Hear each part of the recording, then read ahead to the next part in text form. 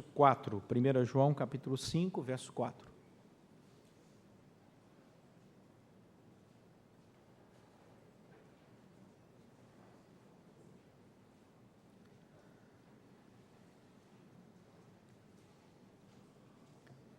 Porque todo o que é nascido de Deus vence o mundo, e esta é a vitória que vence o mundo, a nossa fé. Vamos ler juntos? Porque todo o que é nascido de Deus vence o mundo, e esta é a vitória que vence o mundo, a nossa. Amém. Vamos orar. Deus, muito obrigado por esse dia, muito obrigado pelo privilégio de termos saúde, estarmos aqui na Tua casa.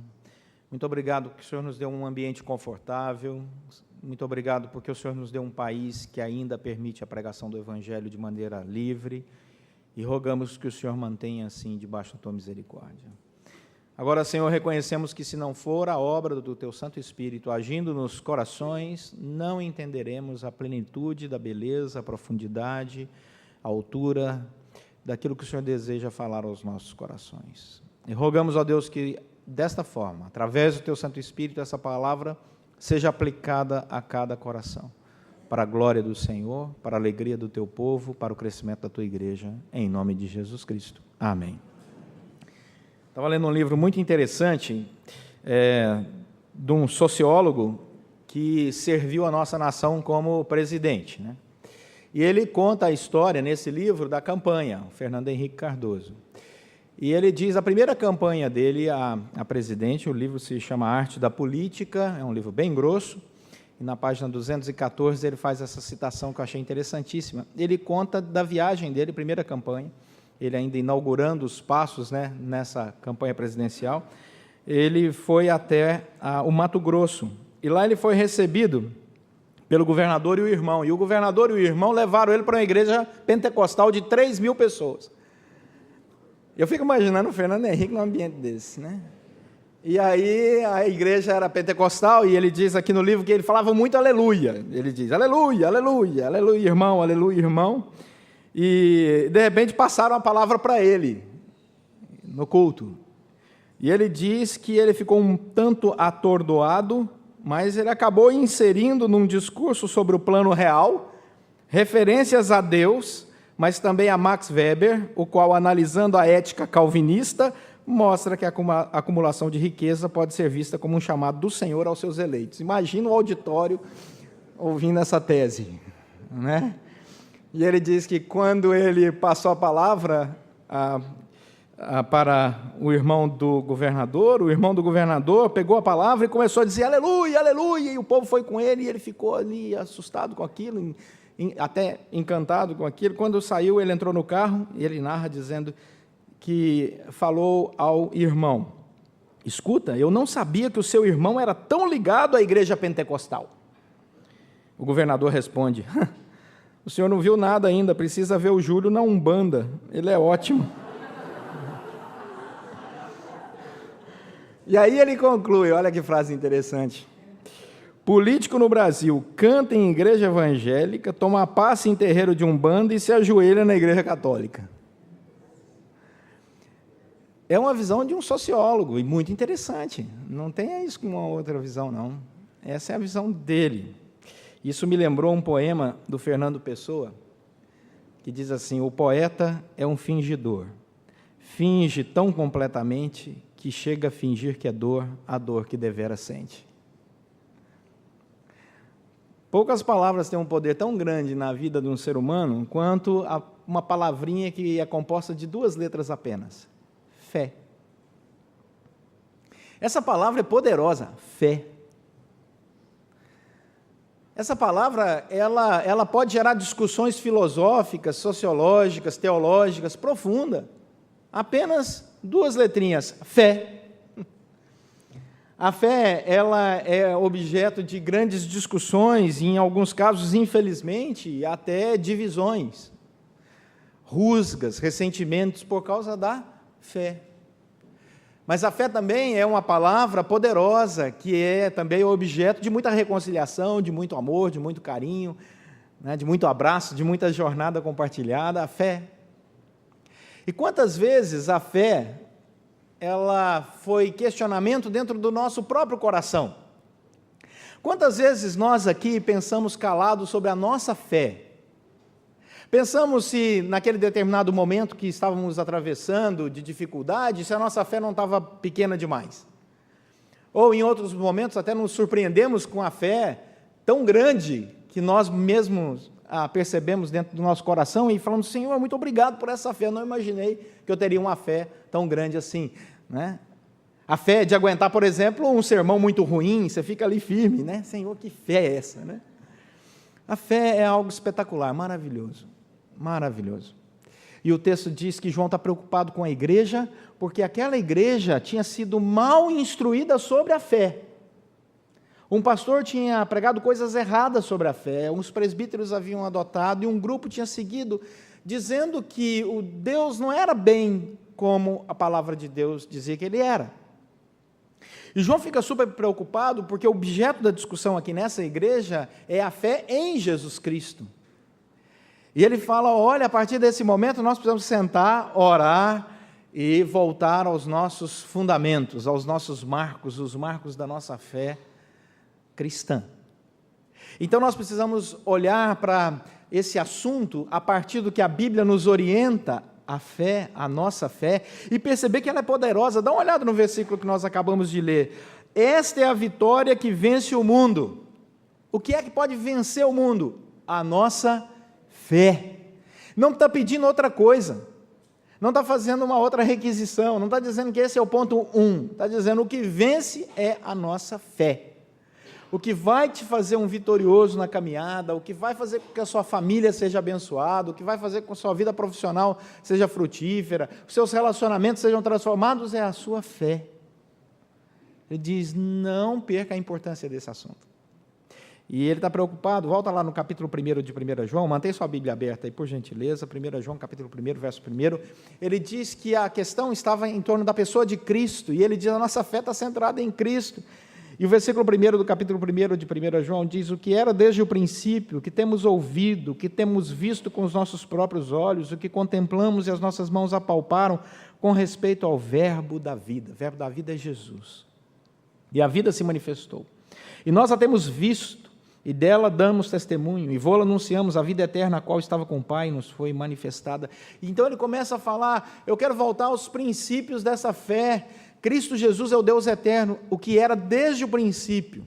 E ele usa aqui a mesma expressão para Gênesis 1:1. No princípio criou Deus os céus e a terra. É a mesma palavra usada aqui, princípio. A ideia de que Jesus estava lá na criação, na Santíssima Trindade, montando todas as coisas. E ele diz: igreja, direcione a sua fé, fortaleça a sua fé, solidifique a sua fé, porque ela vai te fazer um vencedor. Como? Primeira coisa, a fé deve ter uma convicção acerca do ser de Deus. Volta lá para 1 João 5,4. A fé, ela só tem sentido quando ela tem um quem, não apenas um porquê, mas também um quem. Ele diz que nós conhecemos que nós amamos a Deus, versículo 3, porque este é o amor de Deus. Depois, versículo 4, porque todo que é nascido de Deus. E quem é aquele que vai vencer o mundo? É aquele que tem fé nesse Deus que conhece. Nós precisamos voltar os nossos olhos a uma confiança absoluta no reconhecimento de que Jesus Cristo é Deus. E que Deus se revela de maneira completa em Jesus Cristo. Certa vez Filipe perguntou ao Senhor Jesus, lembra-se disso? Senhor, mostra-nos o Pai. Jesus falou: Filipe, quem me vê, a mim vê o Pai. A união da Santíssima Trindade. E é essa a preocupação de João. Vamos colocar o nosso Deus, o caráter de Deus, o ser de Deus na perspectiva correta. Deus é soberano. Deus criou todas as coisas, visíveis e invisíveis. Deus fez tudo. Deus criou o átomo, Deus criou todas as coisas e sustenta todas as coisas, porque Ele intervém na sua criação. Ele não é o Deus distante, não, que criou e foi embora, não. Ele se relaciona, porque Ele ama se relacionar com a sua criação. E nós somos a criação de Deus, Ele ama isso. Então esse é o caráter de Deus. Temos um Deus relacional. Temos um Deus que se importa com a nossa vida, conhece o nosso nome, conhece os nossos pensamentos, conhece a nossa jornada, conhece os nossos projetos, conhece os nossos pecados e nos perdoa, e nos chama a uma comunhão com Ele plena. Então nós temos que voltar os nossos olhos para o caráter de Deus. Quem é o Deus que nós cremos? Ele é o Todo-Poderoso. Ele faz o que quer, quando quer, do jeito que quer, e eu o amo assim. E Ele me ama assim. Isso dá segurança, isso dá convicção, isso traz alegria. O apóstolo Paulo diz: eu sei em quem tenho crido. Pedro vai dizer: estejamos sempre prontos para dar razão à nossa fé quando nos perguntarem. Então nós precisamos voltar os nossos olhos para o estudo da palavra do Senhor e descobrir a beleza desse caráter de Deus, porque o mundo aí fora, infelizmente, muitos que estão aí, ainda não conhecem a verdadeira palavra do Evangelho. 1 João capítulo 2, verso 22 e 23, volta para você ver. João diz assim: quem é o mentiroso? 1 João 2, 22. Senão aquele que nega que Jesus é o Cristo. Esse é o anticristo, o que nega o Pai e o Filho. Todo aquele que nega o Filho, esse não tem o Pai. Aquele que confessa o Filho, confessa igualmente o Pai. 1 João capítulo 5, verso 21, pouco à frente do texto que nós lemos, diz que nós devemos nos guardar dos ídolos. E os ídolos aqui é bem abrangente. Idolatria não é só aquela visível, mas também dos nossos corações. E o texto vai dizer que nós precisamos conhecer essa verdade, porque esta verdade ela é libertadora. A palavra do Senhor diz isso. Então, quando nós aprendemos sobre o caráter de Deus, nós descobrimos que a graça de Deus nos atingiu, porque a nossa fé se baseia no próprio testemunho de Deus sobre ele. 1 João capítulo 3, o verso 2, João diz assim: amados, agora somos filhos de Deus e ainda não se manifestou o que haveremos de ser. Sabemos que quando ele se manifestar, seremos semelhantes a ele, porque haveremos de vê-lo como ele é. E aí, os versículos anteriores daquele que eu li, lá em 1 João capítulo 5, verso 18 em diante, diz que aquele que é nascido não vive na prática dissoluta do pecado. Não é que nós não vamos pecar mais, mas o Senhor nos guarda e o maligno não nos toca. Olha o versículo 19 do capítulo 5. Sabemos que somos de Deus e que o mundo inteiro jaz no maligno. O mundo está aí fora, não consegue reconhecer esta fé no caráter de Deus, no ser de Deus, porque o mundo ele já está morto nas suas obras malignas. Ele está cego, ele não consegue enxergar espiritualmente. Essa é a pior cegueira espiritual.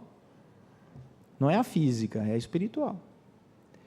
O pior surdo é o surdo espiritual, não é o físico.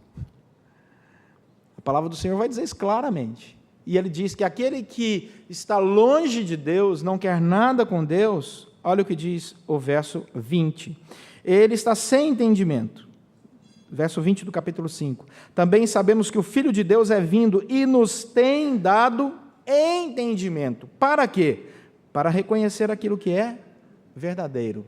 Percebam que não é uma verdade, o texto vai dizer que é o artigo definido, verdadeiro, porque a verdade é Cristo. E não existem outros Cristos a não ser um só. Portanto, quando nós olhamos a graça de Deus atingindo nos nossos corações, nós percebemos que é pela graça que o Senhor se revela a nós. Senão nós continuaríamos no erro, sem entendimentos, não é? Completamente sem a direção espiritual, sem reconhecimento e confiança no caráter e no ser de Deus. Vocês se lembram lá dos discípulos no caminho de Emaús? Lá no final do Evangelho de Lucas. Jesus ressuscita, está andando com eles, aparece ao lado deles, eles estão andando, 2 discípulos de Cristo e Jesus ressuscitado ao lado deles, eles não reconhecem que é Jesus. E vocês se lembram desse texto que Jesus diz para eles: o que vocês estão conversando? E eles ainda atualizam Jesus. O senhor não sabe? O senhor é um desinformado? Estamos falando sobre Jesus Cristo. Jesus é mesmo? É. Ele falou que iria ressuscitar ao 3º dia, já é esse o 3º dia e nada, e Jesus é mesmo? E eles Até o momento em que eles se assentam e Jesus com eles convidam Jesus: sente conosco, já é tarde, o dia já declina. Então tem uma expressão lá linda no grego, está traduzido muito bem no português: então se lhes abriram os olhos. passivo. Alguém abriu os olhos deles. E reconheceram que era Jesus diante deles. Se o Senhor não abrir os nossos olhos, nós não vamos reconhecer o caráter de Deus, o ser de Deus, a pessoa de Jesus, a obra de Jesus. Essa é a maravilha da graça de Deus sobre nós. Isso se manifesta nos nossos corações, não porque nós fomos melhores do que os outros, o restante da humanidade, não, de maneira alguma, é graça, é presente, é dom. Aprove a Deus nos dar isso. E por isso o nosso coração tem que ser grato, porque esse Deus todo-poderoso, Criador dos céus e da terra, sustentador de todas as coisas, como diz Tito, capítulo 1, Deus que não pode mentir, se importou com as nossas vidas e pela graça abriu os nossos olhos. E como os discípulos no caminho de Emaús, nós falamos, yes! O Francis Schaeffer diz, um autor, que é o clique de Deus. Eis que de repente uma pessoa escuta o evangelho anos a fio, e de repente vem pela graça de Deus o clique. E a pessoa fala, opa, é isso? Ah, é? É maravilhoso quando esse clique acontece na nossa vida. Eu me lembro quando esse clique aconteceu na minha vida. Eu, adolescente, poucos anos atrás. Entrei numa igreja porque um colega de futebol me chamou, vamos a uma igreja presbiteriana, eu fui. Mas quando eu sentei, que o evangelho foi exposto, deu aquele clique. Eu disse, então é isso. E os olhos se abrem. E a graça de Deus se manifesta. Efésios capítulo 2 diz, pela graça sois salvos, mediante a fé. Isto não vem, mas é dom de Deus. Para que ninguém se glorie, porque somos feitura dele, criados de antemão para as boas obras. Ontem eu fiquei impressionado, e eu falei isso que eu vou falar agora no sermão, no primeiro sermão de hoje de manhã, que eu fiquei impressionado, a palavra é estupefato. Uma criança de cerca de 8, 9 anos, aqui na nossa igreja, brincando na UCP, chegou lá na porta e falou assim, pastor, eu tenho uma pergunta, e eu me ajoelhei para falar com ela, porque ela é pequenininha, e ela fez uma pergunta, que é a pergunta mais bem elaborada na teologia. Ela começou falando, pastor, se Deus é soberano e onipresente, olha só, onisciente, onipotente, por que no desenrolar, olha isso, da história, eu falei, Jesus, quem está falando através dessa criança? É pegadinha, né? Pensei comigo, alguém está com o microfone ali, sussurrando. E ela começou a falar sobre o que na teologia nós chamamos de infralapsarianismo e supralapsarianismo pleno. Eu não vou fazer a pergunta que ela fez, porque senão vocês vão parar de pensar no sermão e ficar pensando na pergunta. No primeiro culto eu fiz isso, e os irmãos fizeram fila lá no corredor para saber. Mas foi fantástica a pergunta. Fantástica. E eu fiquei olhando aquela pergunta, e ela foi falando, se Deus é soberano, por que isso aconteceu na vida de fulano, se ele sabia que tal coisa... Gente, eu sentei, agachado estava, sentei, e dei a resposta, e ela entendeu, levantou e falou, vou brincar, obrigado pastor, e foi embora. Eu falei, meu Deus, isso é graça, é só a graça de Deus, desse tamanhozinho, né? Que bênção. Depois eu vou falar com os pais, o que essa menina está lendo? Continua lendo, continua lendo. Efésios capítulo 4, verso 18, é um texto muito interessante, abre aí na sua Bíblia, depois de Gálatas vem Efésios, capítulo 4, verso 18, o texto diz que o mundo está obscurecido de entendimento, é interessante esse texto, alheio à vida de Deus, por causa da ignorância em que vivem, pela dureza do seu coração. O Senhor diz, não se assuste, quando o mundo tentar ditar para todos nós uma agenda de um coração obscurecido, longe daquilo que eu proponho, dos relacionamentos amorosos, perdoadores, ajudadores, auxiliadores, abençoadores. Não se engane quando o mundo se perder, o mundo está obscurecido mesmo. Mas vós sois luz do mundo.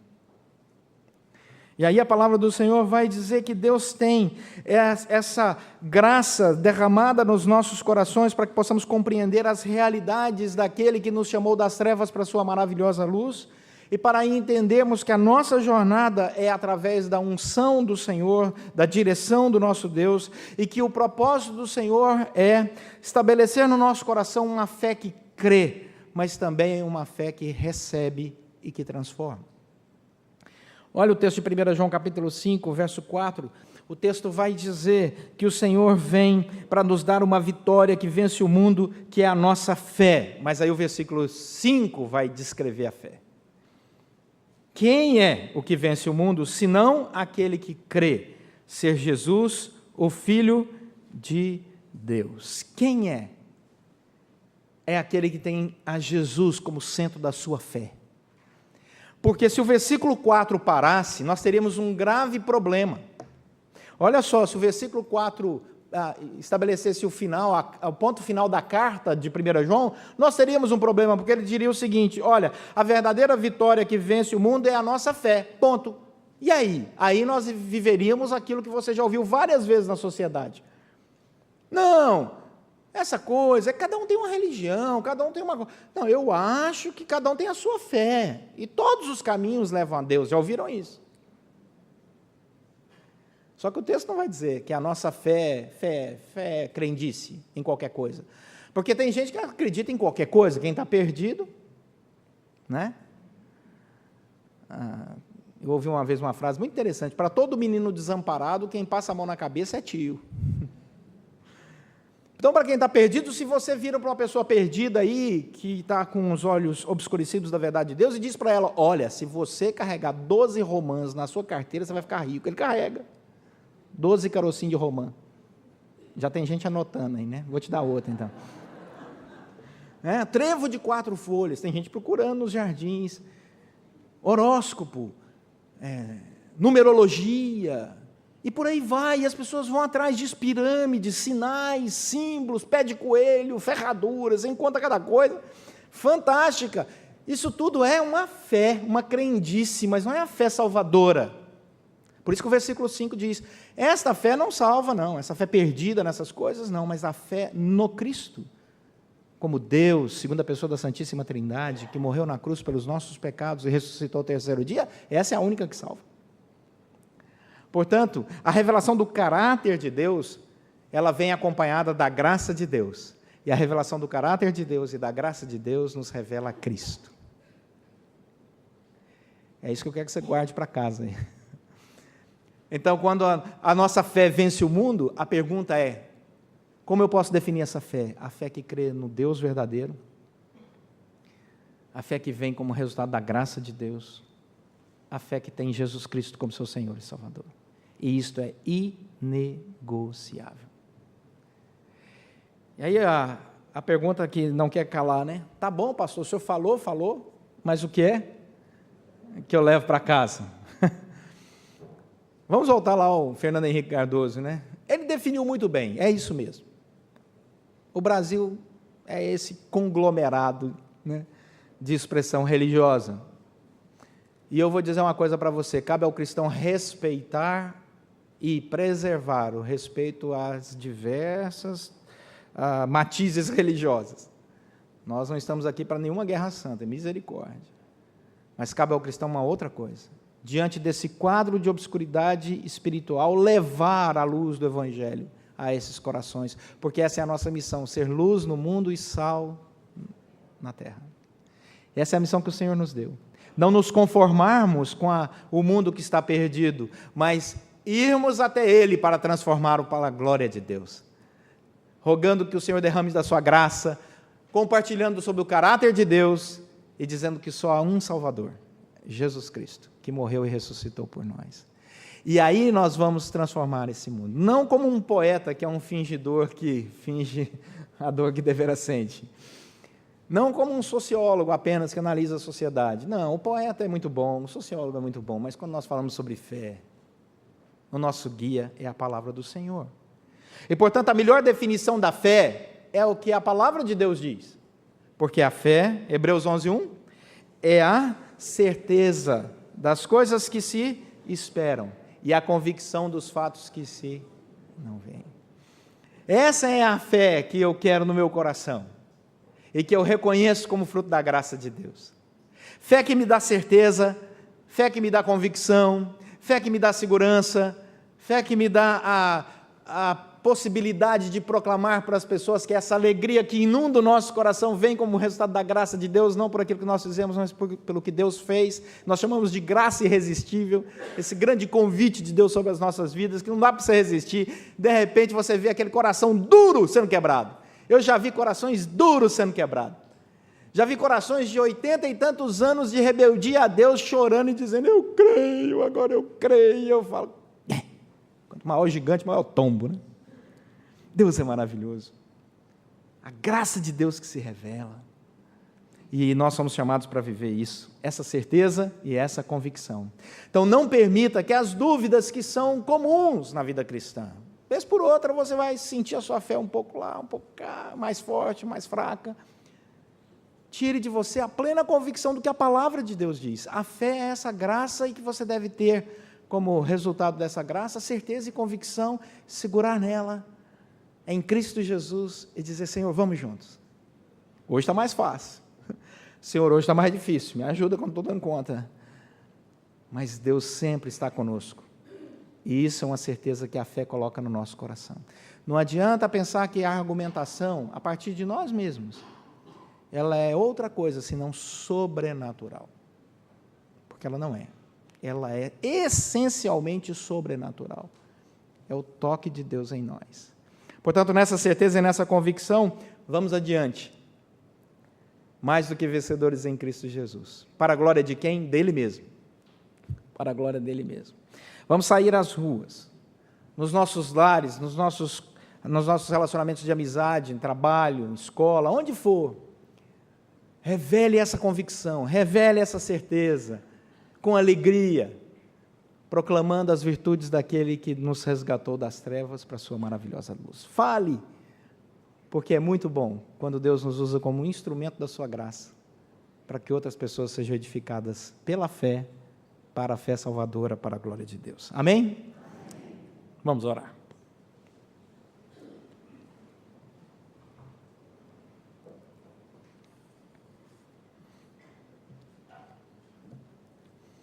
Queria te convidar aí nesse momento de oração silenciosa, a colocar sua vida na presença do Senhor. Se você está passando um momento em que está lhe faltando fé, ore.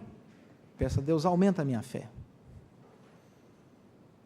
Ela vem como fruto da sua graça na minha vida, aumenta a minha fé. A Bíblia diz que nós podemos orar assim.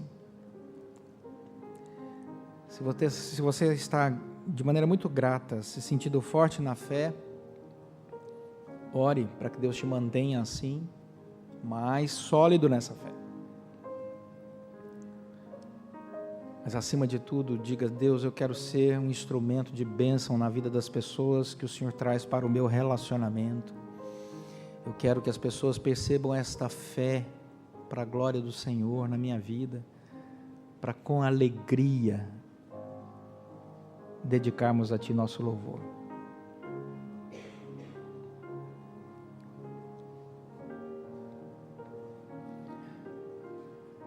Senhor, nosso Deus e Pai, nós queremos Te agradecer, porque um dia o Senhor abriu os nossos olhos, tocou nosso coração, e pela graça nós fomos chamados à Tua presença. E nos rendemos diante da obra de Jesus Cristo, crendo que Cristo morreu e ressuscitou por nós. O justo morrendo pelos injustos, o santo pelos pecadores, o Criador pelas criaturas. Deus, que maravilhoso amor demonstrado nessa cruz. Agora, Deus, nós pedimos, aquece o nosso coração com essa fé, com essa certeza, com essa convicção, para que seja evidente em todos os lugares esta alegria resultante desta fé. E que assim, Senhor, mais vidas sejam impactadas pela proclamação do Teu Evangelho que liberta, cura, salva e transforma. Oramos agradecidos e pedimos a Tua bênção sobre cada família aqui representada, em nome de Jesus Cristo. Amém.